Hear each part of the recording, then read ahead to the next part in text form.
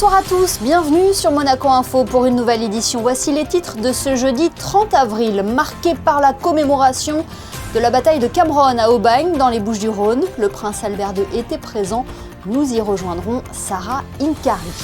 Le CESE des jeunes livre ses conclusions. Cette 19e édition a une nouvelle fois démontré l'engagement des lycéens dans la vie monégasque. Ce soir, nous recevrons également Caterina Murino. L'actrice, notamment connue pour son rôle de James Bond Girl dans Casino Royale, était en principauté pour présenter la pièce La Veuve rusée de Carlo Goldoni. Et puis nous reviendrons sur le 8e concours de roses nouvelles qui a rassemblé 70 variétés à la roseraie Princesse Grasse, des créations présentées en avant-première. Direction les Bouches-du-Rhône pour débuter ce journal où la ville d'Aubagne a commémoré aujourd'hui la bataille de Cameron. Son Altesse Sérénissime, le prince Albert II, était présent. Il a assisté à une cérémonie qui s'est tenue comme chaque année à la maison mère de la Légion étrangère. Sarah Inkari, bonsoir. Vous êtes sur place avec Lionel Bernardi. La présence du prince souverain n'est pas un hasard. Elle s'inscrit dans le cadre des liens historiques qui unissent cette force de l'armée française à la principauté. Tout à fait, Émilie. Plus de 5000 personnes ont assisté à cette cérémonie prestigieuse qui valorise la Légion étrangère, ce corps d'élite composé à 85% d'étrangers engagés à servir la France. Vous l'avez dit, le prince Albert II était présent. Ce n'est pas la première fois qu'il assiste à ce moment solennel, mais ce jeudi, il a reçu une distinction particulière. Voyez ce reportage.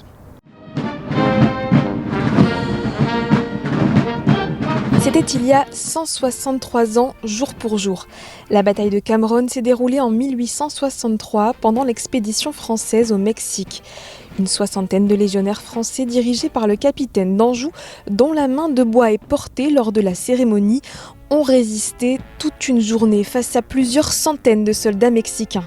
Malgré leur défaite, leur résistance héroïque est devenue un symbole majeur de la dévotion de ce corps d'armée. C'est la cérémonie de la victoire, de la victoire de la compétence et de l'excellence au combat. C'est la victoire du courage et c'est aussi la victoire de l'humanité, puisqu'à la fin du combat, les blessés ont été soignés par les Mexicains. Comme le laisse entendre le thème choisi cette année, la noblesse de servir, la Légion étrangère a pu compter dans ses rangs sur la présence de têtes couronnées, comme le prince Louis II dans les années 20. Le prince Louis II avait servi la Légion étrangère, avait été donc en qualité d'officier. Ensuite, effectivement, le long de sa carrière, avant qu'il soit d'ailleurs prince de Monaco, il a été fait justement sergent-chef d'honneur. Je n'avais pas les étrangères, ce qui a renforcé en plus les liens avec la Légion. Et son étendard d'ailleurs est dans le musée de la Légion étrangère. Aujourd'hui, son arrière-petit-fils, le prince Albert II, honore cette histoire. Le souverain était déjà venu en 2014 et récemment en 2023. Mais 2026 est une année particulière, avec la présence de ses carabiniers et cette distinction honorifique qui lui a été réservée. Il y a un vrai lien aussi entre ces deux corps et je suis heureux de pouvoir l'entretenir. Nous avons pu aussi prêter au musée de la Légion quelques effets, quelques objets qui ont appartenu au prince Louis II et quelques photographies. Donc voilà, c'est un très bel héritage et je suis très heureux, je suis très fier aussi d'avoir été fait caporal-chef d'honneur, qui est une distinction dont je mesure toute l'importance. Sa cousine Mélanie-Antoinette de Massy a quant à elle reçu la médaille de la Fédération des sociétés d'anciens de la Légion étrangère, une décoration attribuée pour récompenser ses actions au profit des anciens de la Légion. Plusieurs temps forts ont ponctué la cérémonie de commémoration, parmi eux la remise des képis blancs, un moment symbolique et chargé d'émotion pour ces jeunes puisqu'il marque leur entrée officielle dans la famille des légionnaires, forte de 150 nationalités. Imaginez-vous derrière ces légionnaires, 4 semaines d'instruction, en fait les 2/3 ne parlaient pas français il y a un mois. Et ils sont arrivés ici, ils ont été sélectionnés, ils ont été envoyés à Castelnaudary. Il y a les méthodes de la Légion étrangère qui est capable d'assimiler ces gens-là. Et en fait, vous avez vu à la fois dans leur voix et dans leurs yeux la détermination qui les habite. La patrouille de France a survolé le ciel d'Aubagne avant un défilé final des troupes qui est venu refermer cette matinée, empreinte de tradition et de mémoire. Dans le reste de l'actualité en images, la 6e édition du Maria Callas Monaco Gala & Awards a eu lieu mercredi soir à l'Hôtel de Paris. Cette soirée rend hommage à l'une des voix emblématiques de l'histoire de l'opéra, Maria Callas, qui fut une proche de la famille princière. Elle récompense aussi chaque année des personnalités dans plusieurs domaines pour leur engagement et leur talent. À Monaco, les lycéens s'impliquent concrètement dans la vie publique. Exemple ce soir avec ces élèves qui se sont engagés auprès du Conseil économique, social et environnemental des jeunes et qui ont apporté leur vision de la société. La 19e édition du CESE des jeunes vient de livrer ses travaux. Quelles en sont les conclusions? Éléments de réponse avec Christinda Petit-Homel, Hugo Comaza et Bastien Pigeon. Pendant plusieurs mois, 35 élèves issus des lycées de la Principauté ont travaillé comme de véritables conseillers. Rencontres, échanges, réflexions, jusqu'à la présentation de leurs projets dans l'hémicycle du CESE. Au total, cette année, 4 vœux ont été adoptés, des vœux portant sur l'insertion professionnelle, la vie culturelle, le bien-être des lycéens et l'économie. Parmi eux, 3 projets concernaient l'organisation d'un événement artistique, l'amélioration du bien-être au lycée ou encore la création d'un rendez-vous pour les jeunes économistes. Nous avons décidé de fonder le projet LA1 Feel Good. Donc, il est réparti en 3 axes. Le premier axe est axé sur le bien-être émotionnel et le lien au vivant.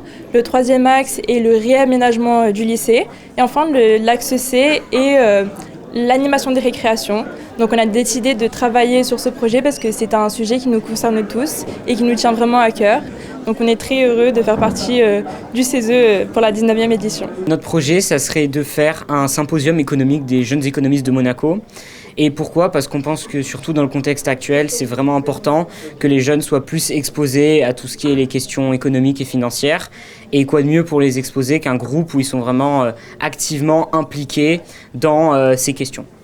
Voilà, et moi en tant que lycéen, j'aurais adoré avoir une opportunité telle que celle-ci pour pouvoir enrichir mes connaissances et notamment enrichir justement mon expertise sur des sujets économiques, sociaux, mais aussi géopolitiques, notamment avec les crises et tout ce qui se passe dans le monde aujourd'hui. Nous partageons tous un intérêt pour la culture. Nous pratiquons tous une activité culturelle à Monaco, que ce soit le violon, le piano à l'Académie de Monaco ou alors le chant à l'Académie de jazz.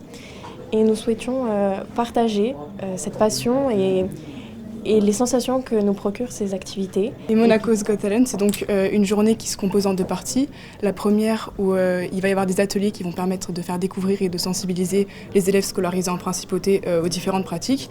Et un concert de clôture qui clôturera donc cette journée où en fait professionnels et amateurs partageront la scène pour vraiment valoriser cette diversité culturelle à Monaco.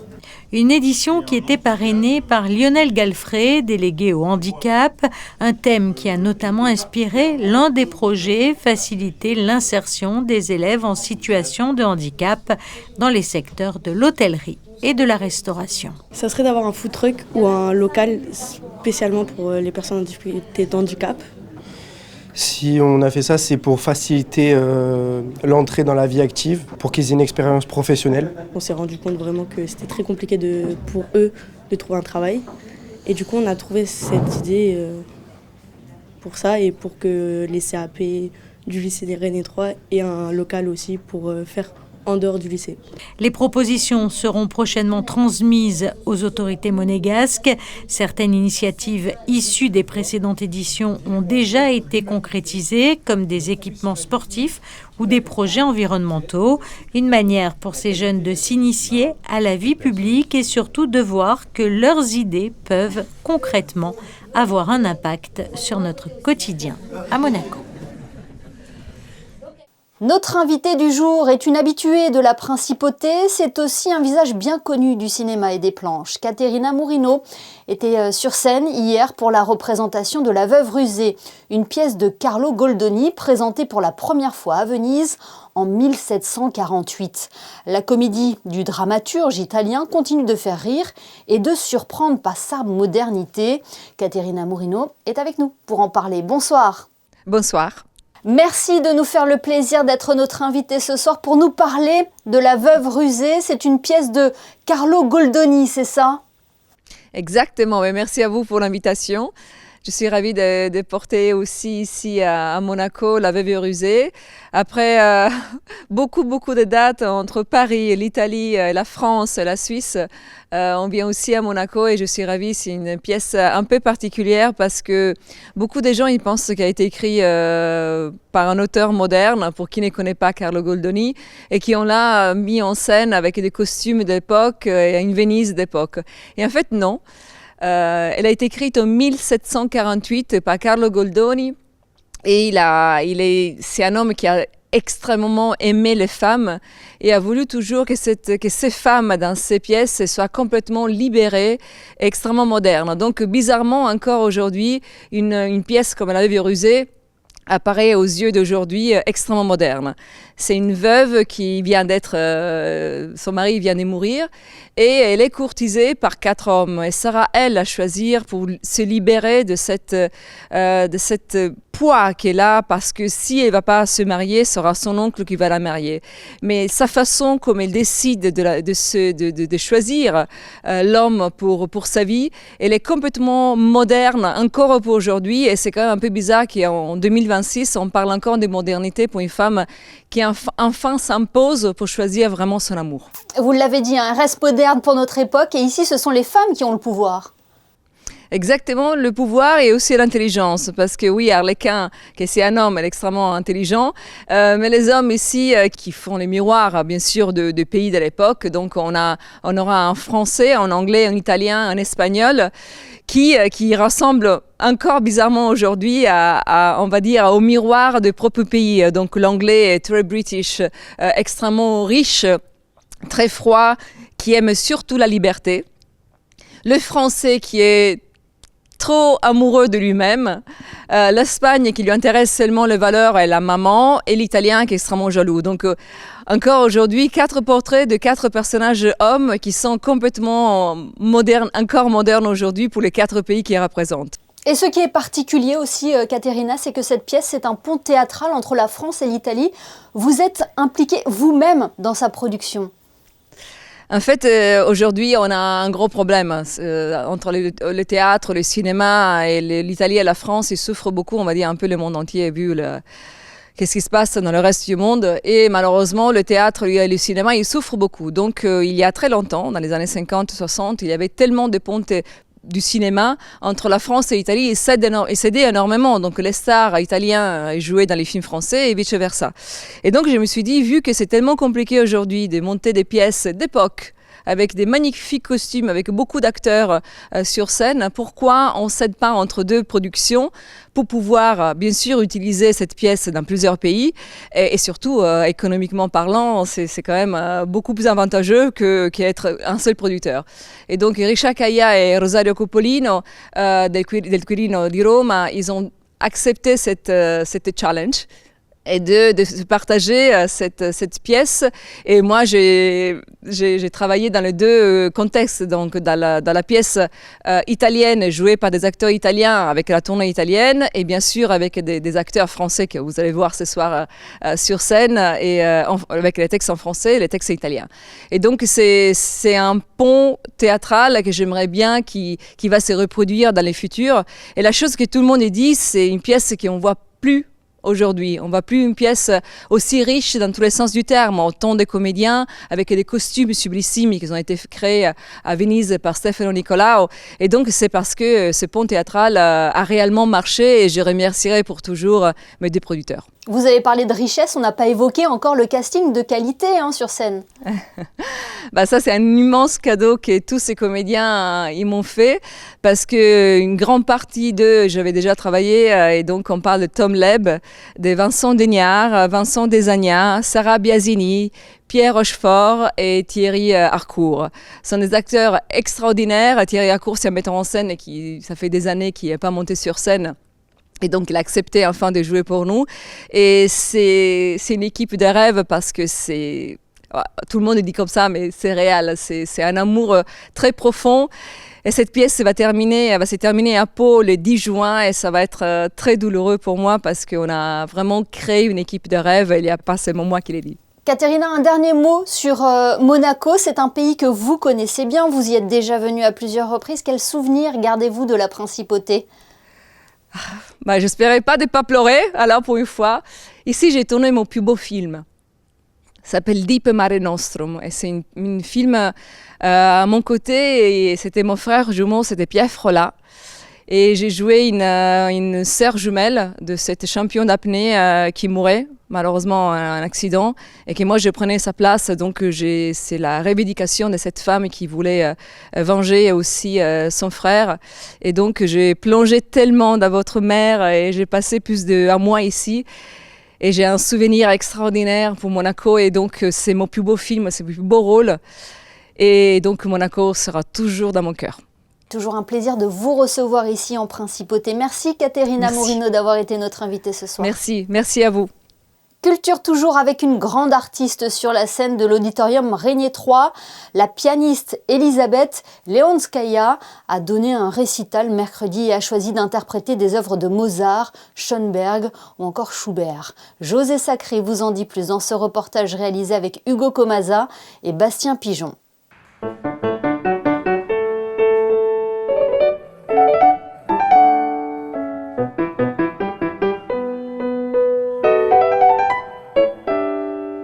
La pianiste Elisabeth Leonskaya, la dernière grande dame de l'école soviétique, comme l'a écrit un journaliste français, a donné un récital à l'auditorium Régnier 3 ce mercredi 29 avril. Elisabeth Leonskaya, que représente un récital pour vous? This is communication. Of course, the people are coming to feel music and go with me through this repertoire, through these pieces. And my responsibility is really to be absolutely deep, honest to this music and to these people.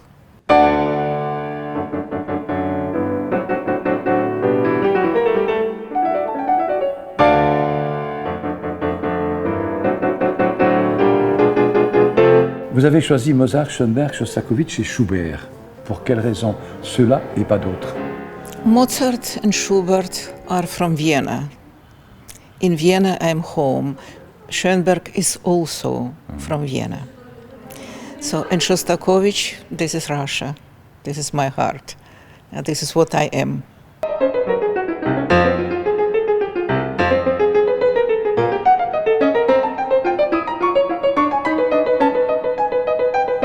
Mozart and Schubert, this is really past time.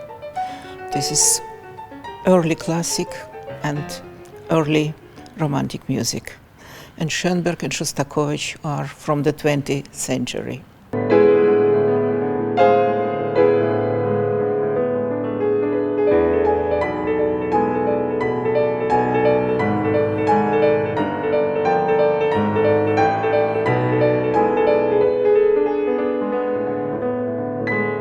La musique, c'est toute votre vie. Mais est-ce que vous avez des passions hors la musique? Ja, la vie.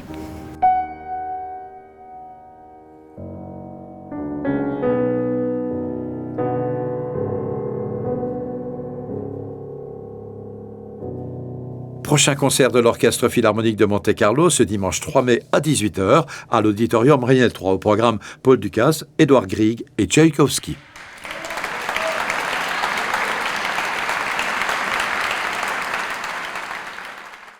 Dans un tout autre style musical, une idée sortie pour le week-end, Feder, figure incontournable de la scène électro-française, est à l'affiche de l'Electro Spring Party ce samedi au Grimaldi Forum.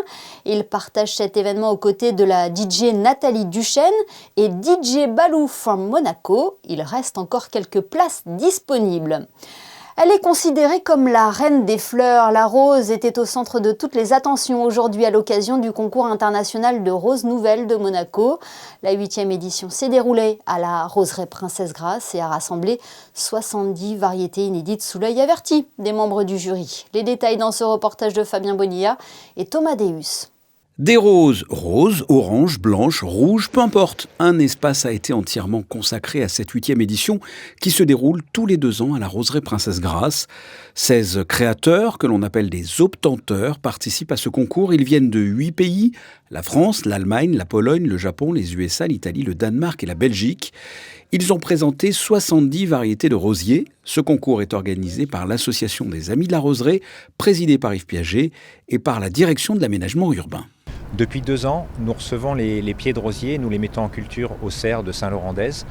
Nous recevons à peu près 700 pieds de rosier, puisqu'il y a 10 pieds par plante présentée, donc 70 plantes présentées dans 4 catégories. Et les pieds sont plantés sur notre terrain, et ce qui permet de les mettre dans des conditions qui sont représentatives ensuite de ce qui va être fait en plantation en principauté, et également de mettre tous les pieds à pied d'égalité, pour le dire, puisque elles seront dans les mêmes conditions de culture. Pour participer au concours, toutes ces roses sont des créations présentées en avant-première. Elles sont réparties en 4 catégories, les hybrides de thé, les fleurs multiples, les couvre-sols ou encore les miniatures. Le jury est composé d'une dizaine de personnes. On a différents critères pour la notation. On a l'impression générale, donc là en fait tout le monde peut avoir son idée sur l'impression générale. La question à se poser, c'est est-ce que j'aimerais planter cette rose dans mon jardin ? Et à partir de là, si c'est oui, vous donnez une bonne note. Si vous trouvez que non, elle ne vous plaît pas, vous mettez une note plus basse. Et après, il y a des critères techniques sur la floraison, sur les fleurs, sur la résistance aux maladies, parce que c'est très important maintenant que les variétés soient résistantes aux maladies. Et puis, bien sûr, le petit critère, le petit plus, c'est le parfum. Et bien sûr, on a tendance à vouloir tous des variétés parfumées, mais ce n'est pas toujours le cas. À chaque édition, 2 prix sont remis le jour même, le trophée Piaget Rose et la coupe du parfum, sans oublier le prix du public. Vous pouvez voter dès vendredi en likant les photos de ces roses sur la page Facebook de Monaco Info jusqu'au 15 juin. Mais rien ne vous empêche d'aller faire un tour pour les admirer en live à la Roseraie Princesse Grace. Avant de nous quitter, cette information que nous avons apprise aujourd'hui, Christophe Mirmand renforce l'équipe qui œuvre quotidiennement à ses côtés. C'est ainsi que Marc Vassallo a été nommé conseiller spécial auprès du ministre d'État, délégué à la transformation publique. Secrétaire général du gouvernement princier depuis février 2022, il prendra ses fonctions lundi prochain. Marc Vassallo sera en charge d'assurer des missions transversales au sein de l'administration, en particulier dans le domaine de la fonction publique. Arnaud Hamon, directeur des affaires juridiques depuis 2017, lui succédera à la tête du secrétariat général du gouvernement et c'est Raphaël Simian qui prendra sa succession. Ce journal est à présent terminé. Merci de nous avoir suivis. Dans un instant, la météo d'Alban Jean-Jean qui nous dévoilera les prévisions pour ce week-end prolongé. Demain, vous retrouverez à la présentation de votre JT Sarinkari. On se quitte avec les photos de Stéphane Dana qui vous offre des roses pour clôturer cette édition. Très bonne fin de semaine à tous sur Monaco Info.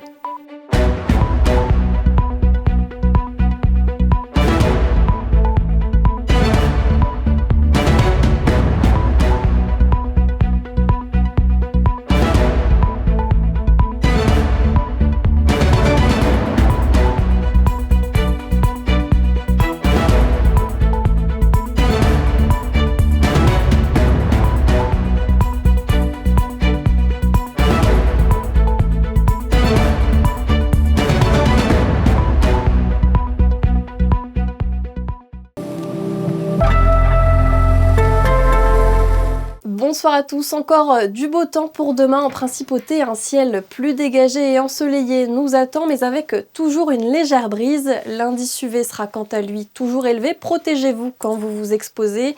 Le thermomètre affichera des températures comprises entre 12 et 20 degrés. Demain, vendredi 1er mai, nous fêterons les Florines et puis ce sera aussi évidemment la fête du travail, alors passez un agréable week-end.